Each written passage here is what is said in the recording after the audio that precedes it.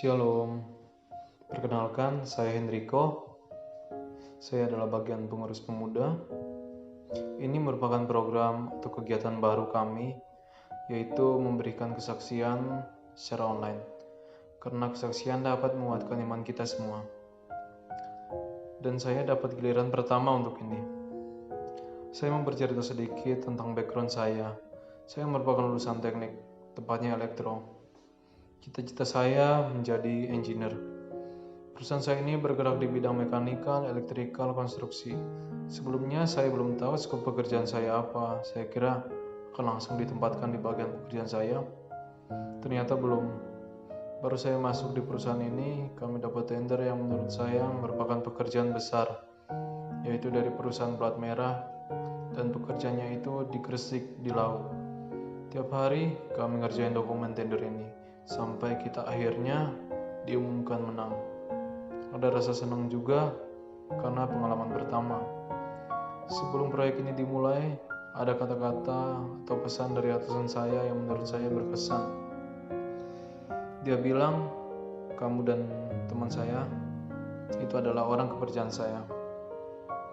Karena ucapannya itu seakan memotivasi saya untuk lebih jujur ke depan menjalani proyek ini. Di proyek ini, saya ditempatkan di bagian procurement.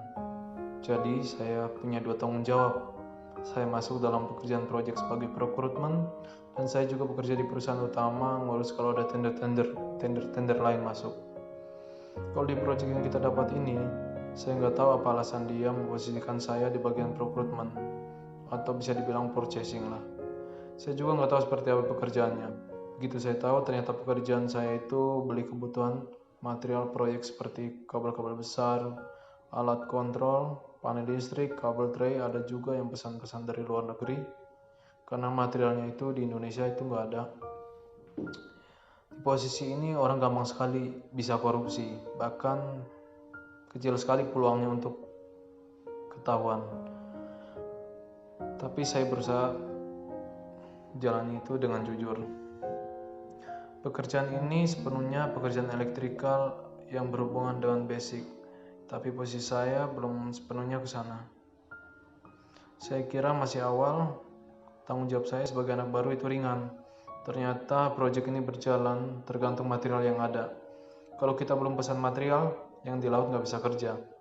Waktu itu saya belum menguasai pekerjaan ini, masih bingung. Suatu waktu ada beberapa material yang belum saya pesan, padahal itu jadwal pekerjaan di laut untuk pekerjaan material-material itu. Dan karena itu saya ditekan habis-habisan sama atasan saya dan sama tim. Dan itu jadi beban mental untuk saya. Memang saya salah, saya diam aja nggak ngomong apa-apa. Komitmen kalau besok nggak akan terulang lagi. Di masa-masa itu, 2 rekan saya yang satunya sebagai logistik yang harusnya bantu saya, dia kecelakaan, dan karena kecelakaannya itu berbulan-bulan dia nggak masuk. Rekan saya satunya lagi bagian keuangan kena COVID, dan sebulan dia nggak masuk. Jadi sebagian pekerjaan mereka saya yang backup. Ada juga QC elektrikal saya yang tugasnya cek kualitas material-material seperti panjang besi lah, atau kualitas kabel, ngecek kualitas kabelnya itu. Dia kena COVID. Akhirnya saya juga yang backup gantikan dia satu waktu. Saya bisa itu karena punya basic.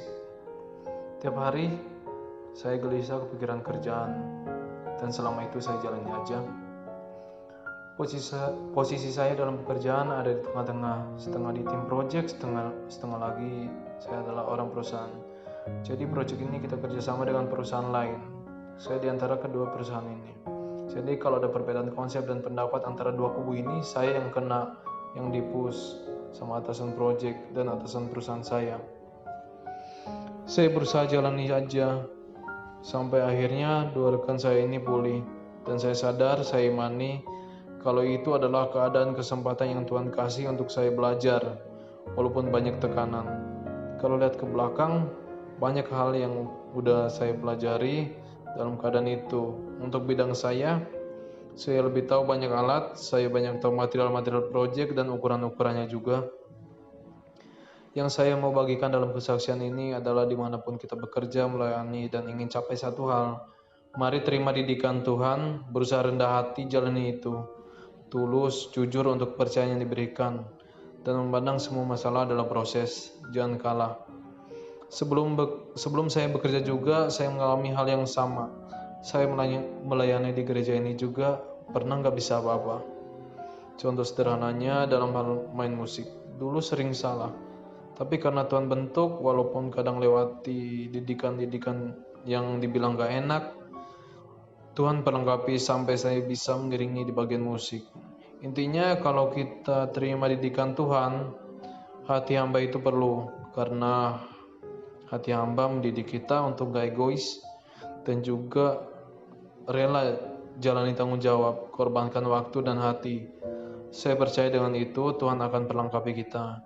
Saksian dari saya, semoga dapat menjadi berkat untuk teman-teman dan saudara-saudara sekalian. Apabila ada teman-teman saudara-saudara yang rindu memberikan kesaksian, silakan hubungi kami di bagian pemuda. Terima kasih, Tuhan Yesus memberkati.